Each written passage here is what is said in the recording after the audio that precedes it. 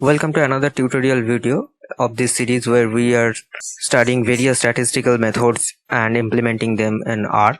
Here we are discussing a very important topic in statistics, which is hypothesis testing. This is the part 2 of the video of hypothesis testing. In the last video we have introduced hypothesis testing and have seen what is significance level, what is Z-score. You can see the last video by clicking on the I button here.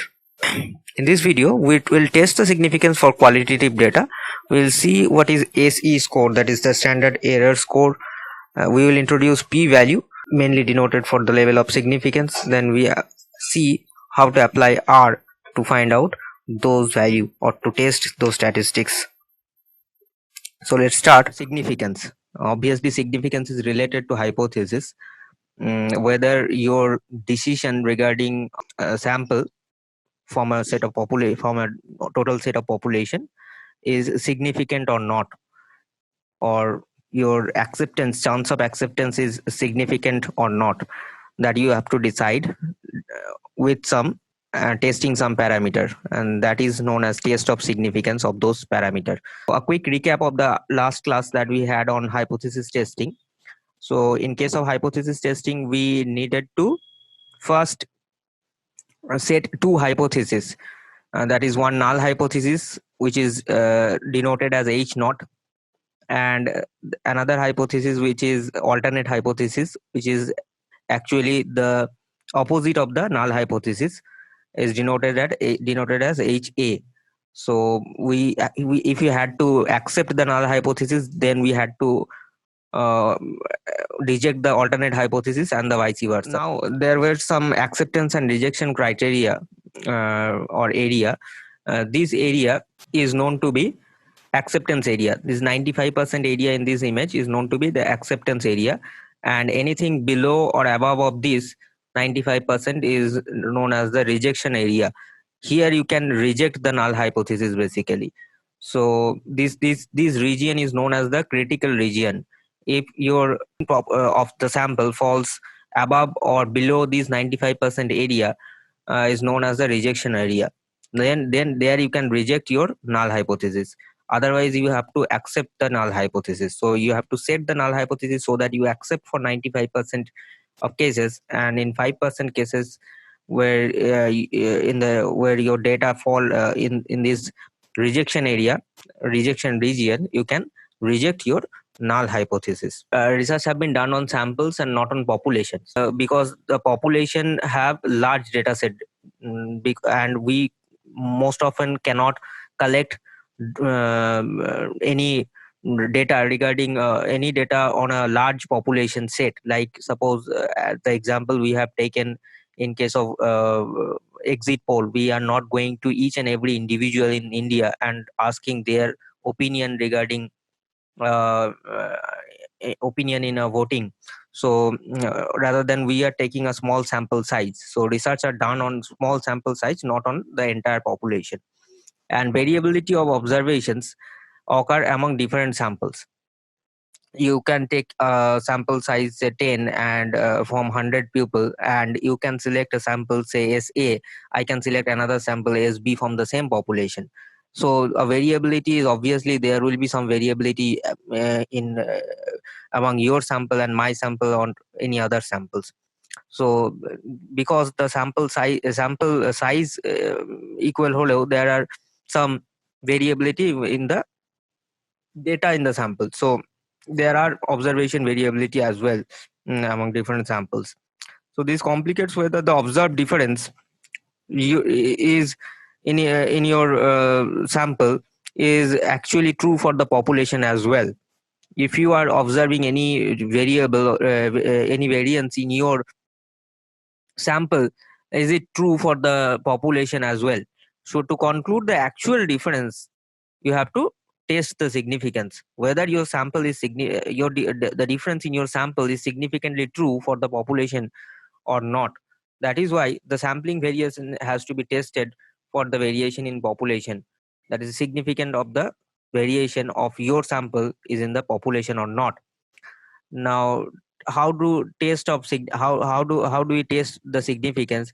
testing is done for testing the hypothesis against the null hypothesis. So we test the significance by testing the research hypothesis against the null hypothesis. So whether you can accept that null hypothesis or you are able to reject the null hypothesis. Mainly you conduct a research to reject the null hypothesis. So whether you can your sample is able to reject the null hypothesis or not. Why it is done? It is done to suggest the clinicians or to administration to make a decision, like is the difference that you are observing in the sample is right or wrong? Has it happened by chance, or is it real in the population as well? So now, what is level of significance? So this is the new term that we are getting here, is p-value. Now this is an extremely important term and highly used in your statistics and biostatistics anywhere. Is the level of significance, or p-value. Most of the statistician by one word know the level of significance, that is p-value. If you say this p-value is 0.005, any good statistician will know what you are trying to say. So what does p-value means? Because it is highly used in statistics. What is p-value? It is a function of the observed sample result that is used for testing a statistical hypothesis. It is the probability of null hypothesis being true. So we can accept or reject the null hypothesis based on p-value. So it is the now emphasize on this term, that it is the probability of null hypothesis being true. So if I say that p-value is 0.05, that is 5%, then that is the significance is 5%. So practically, when I say p is less than 0.05, 0.05 means 5%, so it is considered to be significant. So most often, if your p value comes less than 0.05, then you can assuredly say that my value is a significant value. I have received some significant value. So this is the most likely observation. This is the mean value, most likely observation, and your data point can fall in any region in this normal distribution curve. Now here, if you set a p-value, a critical region in this area, then this is known this is known as your p-value. So your value, if some values fall within this region or within here also, then you say your value is you have received some significant value. So there is the shaded region. Shaded area is the probability of an observed result arising by chance. So now p.05 implies that we may go wrong 5 out of 100 times by rejecting the null hypothesis. So most often, that is 95% time, we are correct with the when we reject the null hypothesis. So only 5% times we go wrong by rejecting the null hypothesis. So what is the significance of our result is 0.05. What is the confidence of our result is 95%. How do we test hypothesis? We have to set two hypotheses to begin with, that is your null hypothesis and the alternate hypothesis as well. And then obviously the alternate hypothesis is exactly opposite to the null hypothesis. Now you calculate the test statistics. In the last class we have seen a test statistics named as Z score. In this class we will see another test statistics called t test. Then the third step was to find out the corresponding probability level. Now in the last class we have only settled down on Z score. Now in this class we will also try to find out the corresponding probability level, that is the p value that we have seen. So find out the corresponding probability level p on the calculated test statistics. Now these can be read from the relevant tables. Now how do you obtain the p value? It can be read from the relevant tables.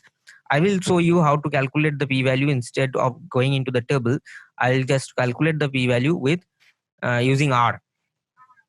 This step will be done using r, so you don't have to go to the table.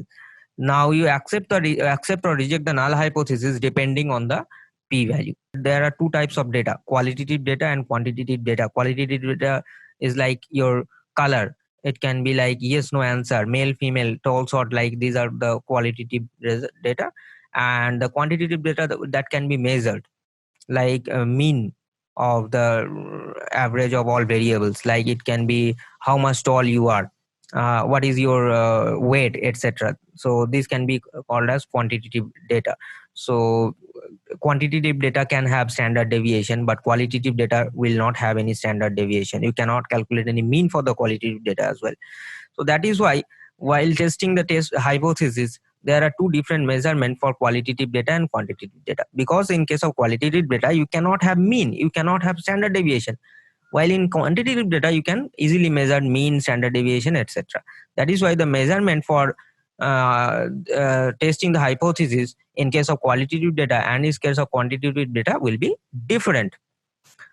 Now, so there are two classes of testing significance. For qualitative data, there are standard error difference between two proportion. So we have to measure AC P1 minus P2. There is another criteria which is chi-square test or x square. I will not go into that. I will be limited to that only. This AC score, that is standard error score. The second one, for quantitative data, we have either unpaired t-test, or we can have paired t-test, we can have ANOVA, we can have z-score, anything. So what is standard error? That is SE, this term. How do we calculate standard error of difference between two proportion? Between two proportion means P1 and P2. Proportion, why proportion? Because it is some proportion of your population. That is some sample. It is some proportion of your population. It is not the whole population. So for comparing qualitative data between two groups, so suppose you have a data set of 100 items, you select 40 items in one group and 60 item in another group. So you are forming two subset of your population. Standard error is usable only for large samples. Your group has to have less greater than 30 samples, 30 items in each and every group. Now, how do we calculate the AC? We calculate AC is equal to P1 into Q1 by N1 plus P2 into Q2 by N2, square root of all this. Now, what is P1? P1 is obviously your population 1, P2 is your population 2, N1 is the number of item in your population 1, N2 is also the same. Now, what is Q1? Q1 is the number of item which is not in P1. And same for P2, which is the number of item which is not in Q2, sorry, P2. Now, on an example will clarify the matter on AC, how to calculate standard error. Okay, I will show you an example on that. So after you calculate the SE, the next you do is you calculate the Z score. And the formula for calculating Z score from this AC is this: P1 minus P2 by AC of P1 minus P2. Now, if your Z score is greater than 1.96, you will say that my result is significant. Why 1.96 is a significant number? Because for Z is equal to 1.96 only, you receive a p-value of less than 0.05. Alternate to this is Z is less than 1.96, then your p-value will be greater than 0.05. Then you will say that my result is not significant. An example now on this t-test, and this is obviously a qualitative test. So here we consider a hypothetical study where cure rate of typhoid fever is treated with two types of drugs. One is ciprofloxacin and other is ceftriaxone. Now we record that 90% among the 100 people patients, that is 19 patients, have been treated with these ciprofloxacin, and 80% among the 100 patients has been treated with ceftriaxone. Now, how can we determine whether the cure rate of this first drug is ciprofloxacin is greater than this ceftriaxone? How do we determine whether this cure rate is better or not? We set up the solution with first setting up by defining H0 and HA, that is your null hypothesis and your alternate hypothesis. So we define the null hypothesis is that there is no significant difference between the cure rates of ciprofloxacin and ceftriaxone. we accept that there is no significant difference. That is the null hypothesis. Now you have to reject the null hypothesis to establish the alternate hypothesis that there is some difference. Now we said the alternate hypothesis is that ciprofloxacin is like 1.1 times better, showing a better curance level than your ceftriaxone. So this is the alternate hypothesis. Now in order to reject the null hypothesis, you have to establish the alternate hypothesis. In order to establish this, we first calculate the test statistics Z score. How do we calculate the test statistics Z score? Z score is this: P1 minus P2 by AC. Now first we have to calculate the AC. So what is the value of P1? 90% time. 90% is the proportion, and P2 is equal to 80. Now what is AC P1 minus P2 is, I will go by this formula: P1 Q1 by N1 plus P2 Q2 by N2. Now P1, see, 90 people were treated with ciprofloxacin. Now so how many people who were not treated with this?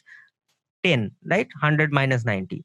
Similarly, there were 80 people who were treated with ceftriaxone. Now how many people who were not treated with that? Is 20.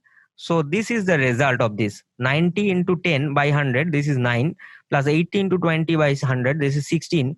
16 plus 9 is 25. Square root of 25 is 5. So you have AC score is 5.